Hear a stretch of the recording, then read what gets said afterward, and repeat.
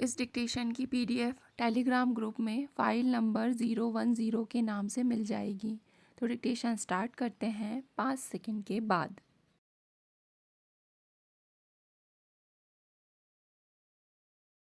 अध्यक्ष महोदय, मध्य प्रदेश खनिज संपदा के मामले में निश्चित रूप से बहुत ही संपन्न राज्य है और अब तो इतने उत्साहवर्धक परिणाम सामने आ रहे हैं।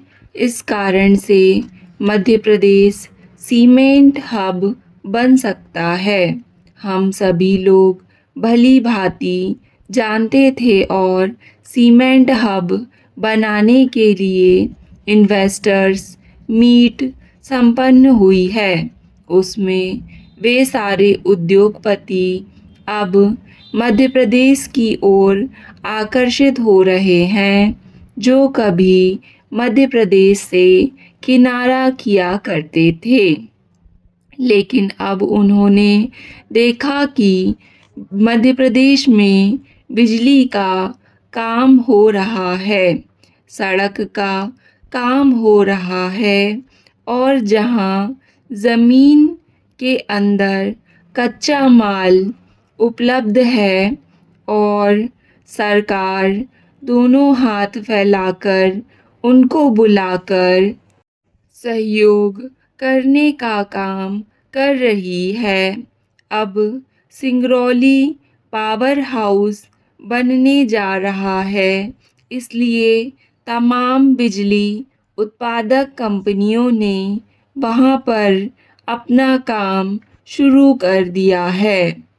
किसी कंपनी का काम 20% पूरा हो गया है और किसी का 40% काम हो गया है। तो सिंगरौली पावर हब बन रहा है और सतना सीमेंट हब बनने जा रहा है और वर्तमान में वहाँ लगभग 20 मिलियन टन सीमेंट का उत्पादन हो रहा है। आने वाले समय में 40 मिलियन सीमेंट उत्पादन का काम मध्य प्रदेश की खनिज संपदा के माध्यम से वहाँ पर होगा। इस प्रकार निश्चित रूप से प्रदेश की रॉयल्टी बढ़ सकती है, रोजगार के अवसर बढ़ सकते हैं, गरीबी समाप्त हो सकती है। इसलिए सीमेंट के मामले में, बॉक्साइट के मामले में हम बहुत गंभीर हो रहे हैं। अब यहाँ पर कई स्टील प्लांट लग रहे हैं क्योंकि सारे स्टील प्लांट छत्तीसगढ़ और दूसरे राज्यों में लगे हैं। हमारे यहाँ जो कच्चा माल निकलता है, दूसरे प्रदेश हमारे कच्चे माल का इस्तेमाल कर लाभ उठा रहे हैं और इसलिए प्रदेश का कच्चा माल प्रदेश में उपयोग होने लगेगा और मूल्य संवर्धन भी यहीं पर होने लगेगा। तो कई प्रकार से पूरा लाभ मिलने का काम हो सकता है और इसलिए उद्योग संवर्धन समिट के माध्यम से उद्योगपति ने हमारे यहाँ रुचि दिखाई है कि हम स्टील प्लांट लगाना चाहते हैं, स्पंज आयरन का प्लांट लगाना चाहते हैं। उनको सारी सुविधा देने का काम हमारी सरकार कर रही है। खनिज आधारित उद्योग लगाने के लिए बहुत से करार हस्ताक्षर हुए हैं, जिसमें से 77 लोगों को खनिज रियायत देने का काम सरकार ने किया है। पहले प्रत्याशित लाइसेंस बनाने के लिए 2 वर्ष लग जाते थे। कभी कभी हमारे माननीय सदस्य कहते हैं कि वह काम शुरू नहीं हुआ है।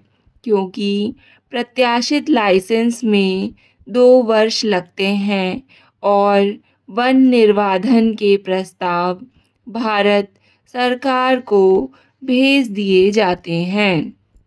यदि 2-3 साल में लाइसेंस का काम हो गया तो बहुत बड़ी उपलब्धि मानी जाती है, लेकिन जो प्रयास होने चाहिए, जो कदम आगे बढ़ाना चाहिए, उसमें कहीं कोताही नहीं हो रही है।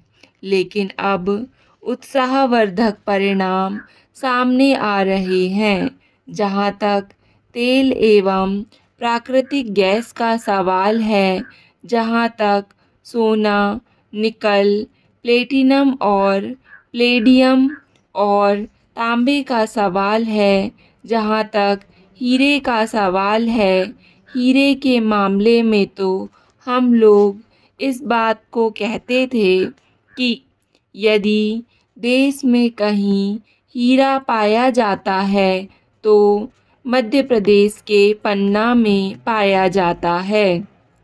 यह बात जानकर आपको बड़ी प्रसन्नता होगी कि छतरपुर में ऑस्ट्रेलिया की कंपनी ने जो सर्वे किया है, सर्वे के दौरान किम्बर लाइट पाई गई है।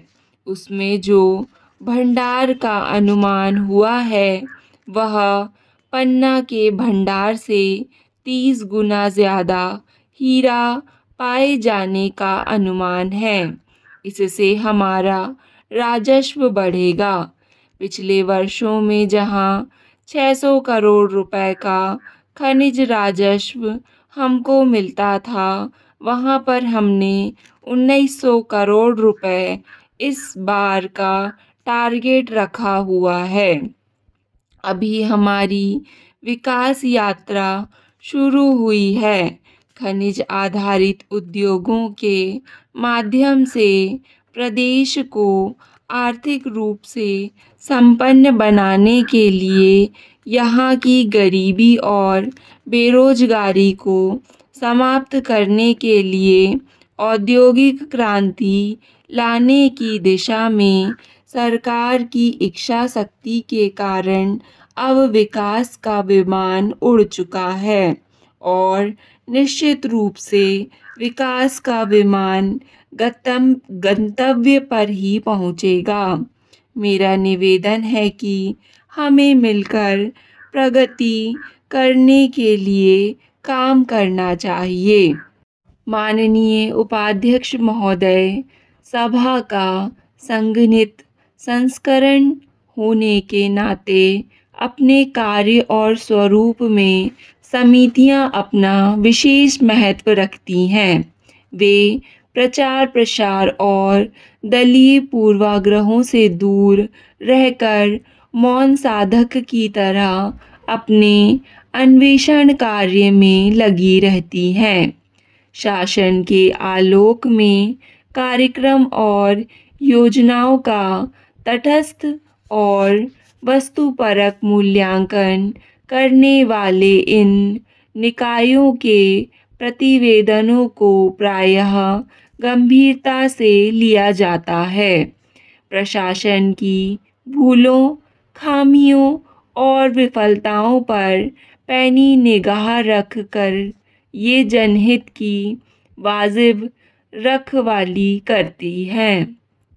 संसदीय लोकतंत्र में उनके लिए जो भूमिका और दायित्व निर्धारित किए गए हैं, वे इतने गंभीर और संवेदनशील होते हैं कि इनके कार्यकरण में व्यवधान अथवा विकार भयंकर दूरगामी प्रभाव डाल सकता है।